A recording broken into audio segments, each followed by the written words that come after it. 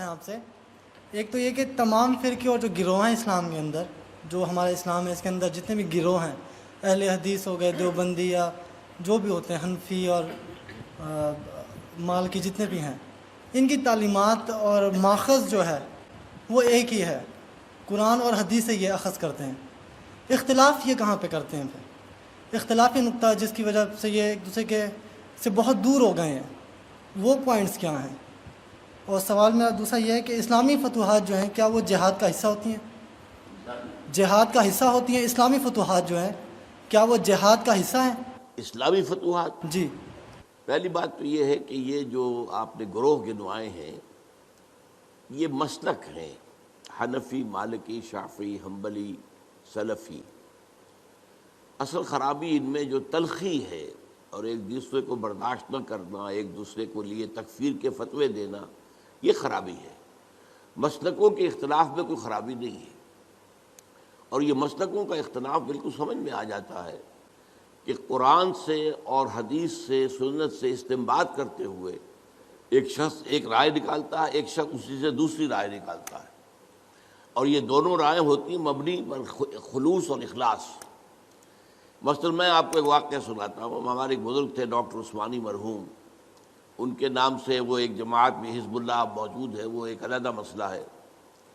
انہوں نے ایک دفعہ درس دیا اور اس میں نماز باجماعت کے التزام اور پابندی کے لیے زور دینے کے لیے انہوں نے وہ واقعہ بیان کیا کہ حضور صلی اللہ علیہ وسلم جب مرض وفات میں مبتلا تھے تو ظاہر بات ہے کہ چند نمازوں میں وہ مسجد نبوی میں نہیں آ سکے اپنی بیماری کی وجہ سے. جیسے ہی ذرا طبیعت بہتر ہوئی تو آپ آئے، اور آپ نے اس وقت سہارا لیا ہوا تھا حضرت عباس رضی اللہ تعالیٰ عنہ اور حضرت علی رضی اللہ تعالیٰ عنہ. ان دونوں کے سہارے سے آپ مسجد کے اندر آئے تو حضرت ابو بکر نماز پڑھا رہے تھے، وہ پیچھے ہٹنے لگے کہ حضور آ گئے تو وہ آپ نماز پڑھائیں گے. تو آپ نے اشارت سے کہا نہیں تم نماز پڑھاؤ، اور آپ بیٹھ گئے حضرت ابو بکر کے پاس. بہرحال باقی واقعہ میں بیان نہیں کر رہا، اس سے انہوں نے استنباط کیا کہ دیکھیے نماز باجماعت کی اہمیت یہ ہے کہ حضور اس حال میں بھی، جبکہ آپ چل بھی نہیں سکتے، بمشکل دو افراد کا سہارا لے کر آ رہے ہیں، پھر بھی آپ نماز باجماعت میں شریک ہوئے. میں نے ان سے بعد میں عرض کیا کہ ڈاکٹر صاحب میں اس حدیث سے ایک اور نتیجہ نکالتا ہوں، اور وہ کیا ہے کہ نماز باجماعت سے صرف مریض ہی مستثنیٰ نہیں ہے، اس کے تیماردار بھی مستثنیٰ ہیں. حضرت عباس اور حضرت علی جو ہے وہ گھر کے اندر موجود تھے، مسجد میں تو نہیں آئے، وہ بیمار نہیں تھے، لیکن چونکہ وہ بھی حضور کے تیماردار تھے، حضور کی دیکھ بھال کر رہے تھے، تو گویا کہ ان کے لیے بھی اس وقت نماز باجماعت میں شریک ہونا لازم نہیں تھا. اب دیکھیے واقعہ ایک ہی ہے، اس سے ایک نتیجہ یہ نکل رہا، ایک نتیجہ یہ نکل رہا ہے. اس میں خلوص کی بنا پر لوگوں نے اختلاف کیا، اور اختلاف کی وجہ سے کوئی مسلک وجود میں آ گئے. یا ایک اور مثال میں آپ کو دیتا ہوں. حضور کی ایک حدیث ہے صلی اللہ علیہ وسلم کہ جب بھی مسجد میں جاؤ تو 2 رکعت جو ہے تحیۃ المسجد پڑھے بغیر مت بیٹھو، یہ مسجد کا حق ہے. آپ مسجد میں گئے ہیں 2 رکعت پڑھیے. ایک طرف تو یہ حدیث ہے، ایک طرف یہ حدیث ہے کہ سورج کے نکلنے کے وقت جب تک سورج پوری طرح نکل نہ چکے کوئی سجدہ نہیں ہو سکتا. فجر کے بعد فجر کی نماز کے بعد سے لے کر سورج کے پوری طرح طلوع ہونے تک کوئی سجدہ جائز نہیں. اسی طرح عصر کی نماز کے بعد سے اور سورج کے غروب ہو جانے تک پوری طرح کوئی سجدہ جائز نہیں. اب کیا کریں؟ اب اگر ایک شخص عصر کے بعد مسجد میں آیا ہے، اب مسجد میں مغرب کی نماز میں ابھی 10 منٹ ہے، 15 منٹ ہے، کیا کرے؟ وہ کون سی حدیث پر عمل کرے؟ پہلی حدیث پر عمل کرے یا دوسری پر کرے؟ پہلی حدیث پر عمل کرتا ہے تو گویا کہ وہ ممنوع اوقات میں سجدہ کر رہا ہے. دوسری پر عمل کرتا ہے تو جو پہلی حدیث ہے اس پر عمل رہ گیا. اب اس میں لوگوں نے اصول بنایا ہے کہ جہاں کسی چیز سے روکا جائے وہ زیادہ قوی ہے بنسبت اس کے جس میں حکم دیا جائے.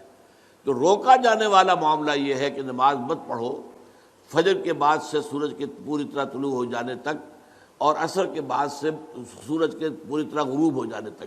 اب اس میں اختلاف ہے. تو اختلافات جو ہیں وہ قطعاً کوئی غیر فطری بات نہیں ہے. ایک اور واقعہ ہوا حضور کے زمانے میں، جب یہ جو غزوہ احزاب ہوا ہے تو جب جو کفار جو تھے جو باہر سے آئے تھے اور گھیرا ڈالے پڑے ہوئے تھے چلے گئے، تو اب حضور صلی اللہ علیہ وسلم اپنے ہتھیار اتار رہے تھے، حضرت جبرائیل آئے، آپ ہتھیار اتار رہے ہیں، ہم نے تو ابھی تک ہتھیار نہیں اتارے، بنو قریظہ کا معاملہ کرنا ہے ابھی، انہوں نے جو غداری کی اور عین جو ہے جنگ کے موقع کے اوپر عہد کی خلاف ورزی کی، انہیں سزا دینی ہے۔ اور چلیے حضور نے سب کو حکم دے دیا، اب کوئی مسلمان عصر کی نماز غالباً تھی نہ پڑھے جب تک کہ بنو قریظہ میں نہ پہنچ جائے، یعنی جلد از جلد بنو قریظہ کے علاقے میں پہنچ جائے۔ اب کچھ حضرات کا معاملہ ایسا ہوا کہ وہ ابھی راستے میں تھے، انہوں نے محسوس کیا کہ نماز جو ہے عصر کا، وہ تو اب عصر جو ہے وہ ہماری قضا ہو جائے گی، اب نکل رہا ہے، اب ہم وہاں پہنچ نہیں، ابھی تک کیا کریں؟ کچھ نے کہا کہ نہیں صاحب کچھ بھی ہو، نماز قضا ہو یا نہ ہو، حضور نے کہا نماز مت پڑھو جب تک بنو قریظہ کے علاقے میں نہ پہنچ جاؤ، تو ہم تو نماز نہیں پڑھیں گے۔ کچھ لوگوں نے کہا نہیں، یہ تو حضور نے اصل میں جلدی کرنے کے لیے تاکید کر کہا تھا، ورنہ مراد یہ نہیں تھی۔ انہوں نے نماز پڑھ لی، اب کچھ لوگوں نے نماز پڑھ لی، کچھ نے نہیں پڑھی۔ حضور کے سامنے جا کے بات رکھی گئی، حضور نے فرمایا دونوں نے صحیح کیا، یعنی دونوں نے استنباط کیا ہے اپنے اپنے اصول سے اور اپنی یعنی ایک عقلی صلاحیت کو برسر کار لاتے ہوئے، تو دونوں کا معاملہ ٹھیک ہے۔ اس اعتبار سے اختلافات سے زیادہ پریشان نہیں ہونا چاہیے۔ ان اختلافات کے اندر جو تلخی پیدا ہو گئی ہے وہ اس وجہ سے ہے کہ ہم نے ایک مذہبی پیشہ بنا لیا اپنے ہاں۔ اسلام میں کوئی مذہبی پیشہ نہیں ہے، ہر شخص نماز پڑھا سکتا ہے، ہر شخص جو ہے اپنی بچی یا بچے کا نکاح پڑھا سکتا ہے، ہر شخص اپنے والد یا والدہ کی نماز جنازہ پڑھا سکتا ہے، کسی مولوی کی ضرورت نہیں ہے۔ لیکن ہم چونکہ پڑھتے نہیں، دین ہم نے سیکھا نہیں، ہم نے دنیاوی علوم حاصل کیے ہیں، تو ہم نے ایک پیشہ بنا لیا۔ وہ پیشہ جو ہے، اور پیشے کے اندر ظاہر بات ہے کہ پھر آپ کو معلوم ہے کہ وہ تلخیاں پیدا ہو جاتی ہیں، جس کو آپ کہتے ہیں پروفیشنل جیلسیز، یہ پروفیشنل جیلسی از اے رول، تو اس وجہ سے زیادہ خرابی پیدا ہوئی ہے، ورنہ ان مسالک کے اندر کوئی خرابی نہیں ہے، یہ استنباط کے اختلافات ہیں اور خلوص کے ساتھ کیے گئے۔ اب فتوحات اصل میں دیکھنا یہ ہوگا کون کر رہا ہے، کس نیت سے کر رہا ہے۔ ایک فتوحات وہ ہیں جو خلافت راشدہ میں ہوئی ہیں۔ اب خلافت راشدہ میں تو جو خلفاء ہیں وہ کامل اسلام پر کاربند ہیں، وہ شہنشاہ تو نہیں ہیں، بادشاہ نہیں ہیں، انہوں نے محل نہیں بنائے ہیں، انہوں نے عیاشیاں نہیں کی ہیں، وہ تو صفوں پر بیٹھ کر اور یوں سمجھیے کہ زمین پر بیٹھ کر جو ہے وہ حکومت کا کام چلا رہے تھے، تو یقیناً وہ سارا جہاد اسلامی تھا، لازماً اسلامی تھا، لازماً اسلامی تھا۔ بعد میں وہ دور بھی آیا ہے، ایک بادشاہ ہے بھی شرابی اور زانی اور ہے بھی بہت ظالم، کوئی اسلام کے اوپر عمل بھی نہیں ہے مسلمان، وہ کسی ملک کو فتح کرنے کے لیے فوج کشی کرتا ہے، تو ظاہر بات ہے اس کا معاملہ جہاد فی سبیل اللہ کا نہیں ہے، یہ تو در حقیقت اپنی حکومت کو بڑھانے کے لیے وہ توسیع کے لیے کوشش کر رہا ہے۔ تو یہ سارا ڈیپینڈ کرے گا اس پر کہ ہے کون جو شخص یہ کام کر رہا ہے۔ خلفاء راشدین نے کیا تو خالص جہاد تھا، اس میں کوئی شک ہی نہیں، اس سے زیادہ پاک اور اس سے زیادہ صاف اور پیور اور جہاد فی سبیل اللہ کون سا ہوگا۔ لیکن یہ کہ بعد کے حالات جو ہے جو بہت خراب ہوئے، درمیان میں کچھ درمیانی حالات بھی ہیں، نسبتاً بہتر لوگ بھی تھے، انہوں نے بھی فتوحات کی ہیں، اب ان کا حکم بھی اب آپ چھوڑیے اللہ پر، ان کے جو نیتیں ہیں، اللہ تعالیٰ نیتوں کا جاننے والا ہے۔ تو بہرحال یہ میں نے دو انتہاؤں کا آپ کے سامنے ذکر کر دیا کہ ایک خلافت راشدہ کے دور میں فتوحات ہو رہی ہیں، اور ایک بعد میں بہت دور میں جبکہ بادشاہت اور ملوکیت اور اس کی ساری گندگیاں آ چکی اور محل بن چکے، عیاشیاں شروع ہو چکی، ایک اس زمانے میں ہو رہا ہے، تو ان دونوں کا حکم مختلف ہوگا۔ هي الحلقات تحفظني بآيات من القرآن، هي الحلقات تملأني بحب المصطفى العدنان.